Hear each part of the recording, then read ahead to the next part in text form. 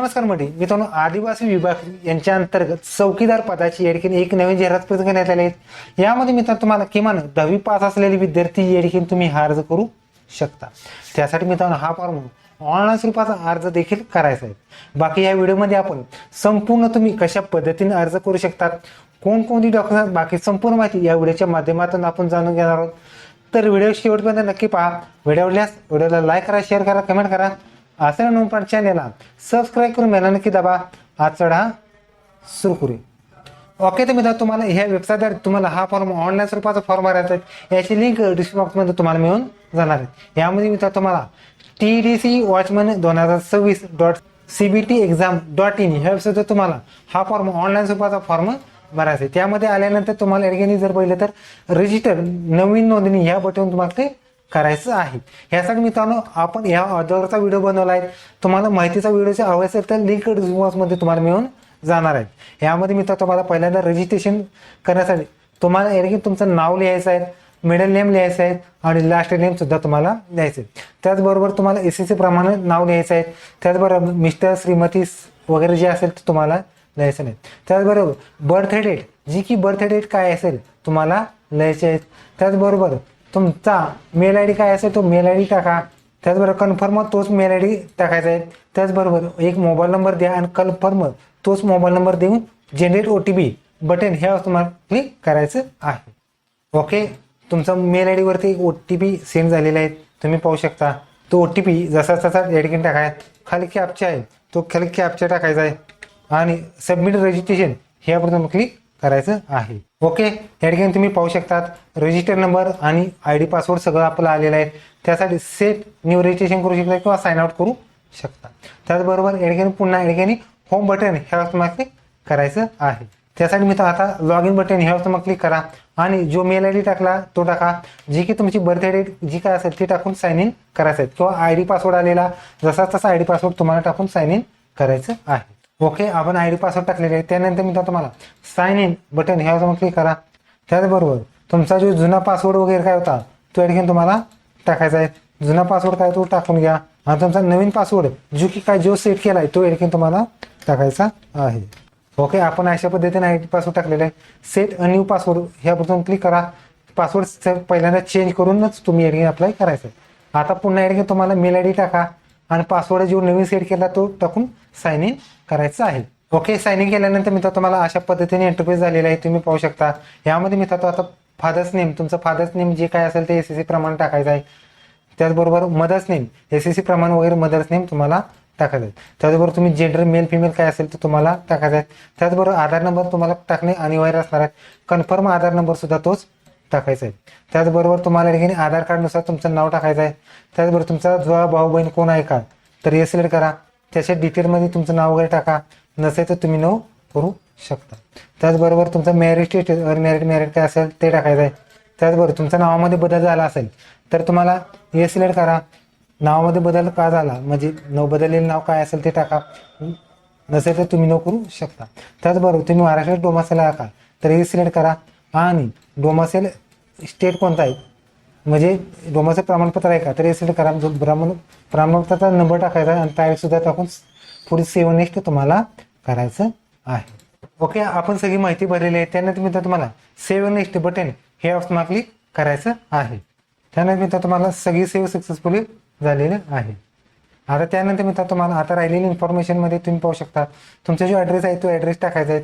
यामध्ये जर पहिलं तर तुम्हाला पुढचा ते मित्रांनो तुम्हाला आता जो ॲड्रेस आहे तो ॲड्रेस टाकायचा आहे। त्यामध्ये स्टेट कोणता आहे ते स्टेट महाराष्ट्र स्टेट सिलेक्ट करा। जिल्हा कोणता आहे त्या ठिकाणी जिल्हा सिलेक्ट करायचा आहे। त्याचबरोबर तालुका कोणता आहे तो सिलेक्ट करा, जे तालुका असेल ते सिलेक्ट करा।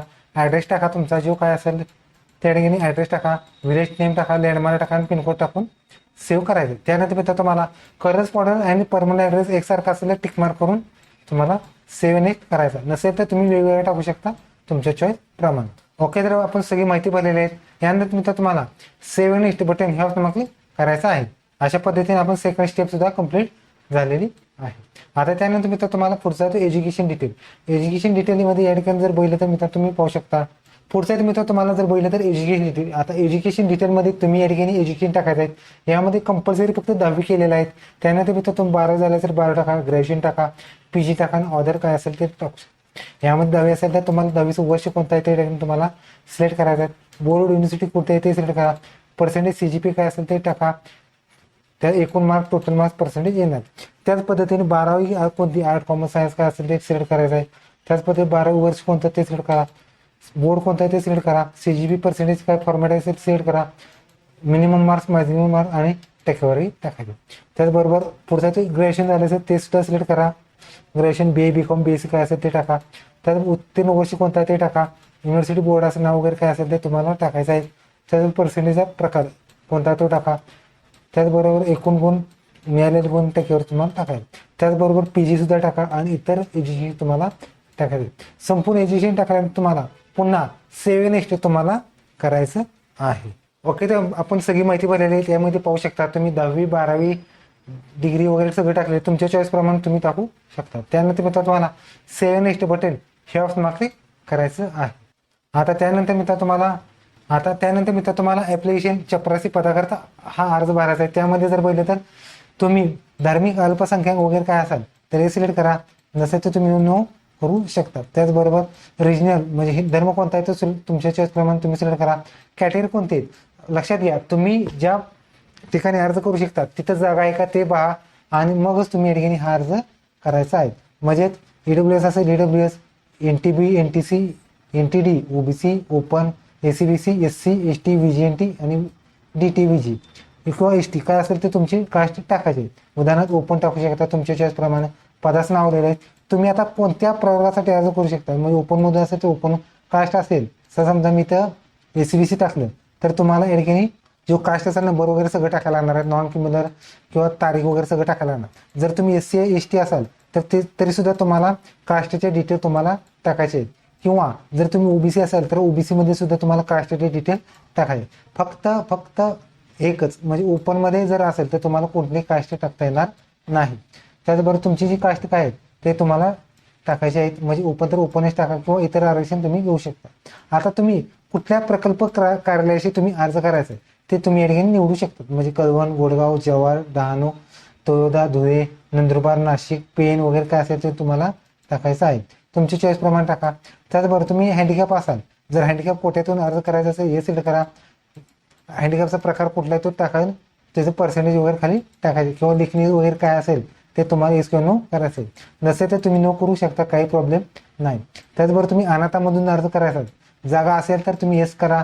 अनाथा प्रकार कोणता आहे तो येस. इंडिव्हिज्युअल नॉन इंडिव्हिज्युअल काय असेल ते सिलेक्ट करा. ते सिलेक्ट करू शकता. नसेल तर तुम्ही नो करू शकता. त्याचबरोबर तुम्ही प्रकल्पग्रस्तमधून अर्ज करू इच्छिता तर येस सिलेक्ट करा. नसेल तर नो करू शकता तुमच्या चॉईस प्रमाणे. भूकंपग्रस्त असाल तर येस सिलेक्ट करा. नसेल तर तुम्ही नो करू शकता. त्याचबरोबर माजी सैनिक असाल तर तुम्ही येस सिलेक्ट करा. ते माजी सैनिकाचा तुमचा जो नंबर वगैरे काय असेल. दिव्यांग माजी सैनिक आहात येस सिलेक्ट करा. नसेल तर नो करू शकतात. सेवेचा कालावधी वगैरे टाका. नसेल तर तुम्ही माजी सैनिकामधून अर्ज करायचा नसेल तर नो करू शकता. त्याचबरोबर तुम्ही खेळाडू असाल तर येस सिलेक्ट करा. खेळाडूचा प्रकार वगैरे काय असेल तो सिलेक्ट करायचा आहे.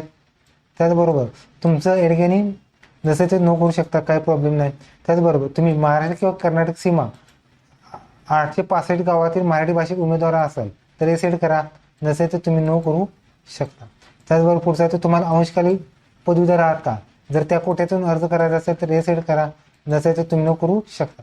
त्याचबरोबर वार्षिक उत्पन्न किती असेल तो तुम्हाला टाकायचं आहे. तुमच्याकडे उत्पन्न प्रमाणपत्र आहे का हे सिलेक्ट करा. नसेल तर तुम्ही नो करू शकता. त्याचबरोबर आता एक्झाम सेंटर तुम्हाला द्यायचे आहेत. तुम्हाला 5 एक्झाम सेंटर द्यायचे आहेत. तुम्ही तुमच्या चॉईस प्रमाणे एक्झाम सेंटर पहिले देऊ शकतात. तुम्ही एक्झाम सेंटर पहिले द्या. त्यानंतर मित्र तुम्हाला सेकंड एक्झाम सेंटर देऊ शकतात तुमच्या चॉईस प्रमाणे. थर्ड एक्झाम सेंटर देऊ शकतात. त्याचबरोबर फोर्थ एक्झाम सेंटर सुद्धा तुम्ही देऊ शकतात. आणि फिफ्थला सुद्धा तुम्ही एक्झाम सेंटर 5 एक्झाम सेंटर देऊ शकता. त्यानंतर मित्र तुम्हाला डिक्लेरेशन सगळे ॲक्सेप्ट करायचे आहे. तुमच्या चॉईस प्रमाणे सेव्ह नेक्स्ट तुम्हाला करून सेव्ह करायचं आहे. ओके, अशा पद्धतीने तुम्ही डाटा सेव्ह सक्सेसफुल झालेला आहे. आता त्यानंतर मित्र तुम्हाला फोटो आणि सही तो बाकी डॉक्युमेंट सुद्धा अपलोड करायचे आहेत. ओके, तर आता मित्रांनो तुम्हाला डॉक्युमेंट सुद्धा अपलोड करायचे. त्यामध्ये जर बघितलं तर तुम्हाला कागदपत्र अपलोड करायचे. साईज पहिल्यांदा आहे तो फोटो साईज बघितलं 100 KB तुम्हाला फोटो अपलोड करायचे आहे. त्यानंतर मित्र तुम्हाला सिग्नेचर अपलोड करायचे आहेत. तुम्हाला 200 KB सिग्नेचर अपलोड करा. थंब अपलोड करायचे आहेत आणि डिक्लेरेशन सुद्धा तुम्हाला अपलोड करायचे आहे. त्यानंतर तुम्हाला सगळं अपलोड केल्यानंतर तुम्हाला खाली सेव्ह नेक्स्ट बटन हे ऑप्शन क्लिक करायचं आहे. तर इथे मित्रांनो आपण पाहू शकता तुम्ही आपण फोटो अपलोड केलेले आहेत, त्याचबरोबर सिग्नेचर टाकलेले आहेत, त्याचबरोबर थंब सुद्धा डाव्या अंगठ्यास दिलेला आहे आणि डिक्लेरेशन तुम्हाला दिलेलं आहे. यानंतर खाली आल्यानंतर मित्रांनो तुम्ही पाहू शकता सेव्ह नेक्स्ट बटन हे ऑप्शन क्लिक करायचं आहे. अशा पद्धतीने तुमचा एडगेनी मित्रांनो फॉर्म प्रिव्ह्यू आलेला आहे. तुम्ही पाहू शकता फॉर्म प्रिव्ह्यू आत्ताच तुम्हाला काय असेल चेक वगैरे सगळं करायचं आहे आणि खाली आल्यानंतर तुम्हाला मॉडिफाय करायचं तर मॉडिफाय करा किंवा प्रोसेस टू पेमेंट बटन ह्यावर क्लिक केलं तर तुम्ही पेमेंट सुद्धा करू शकता.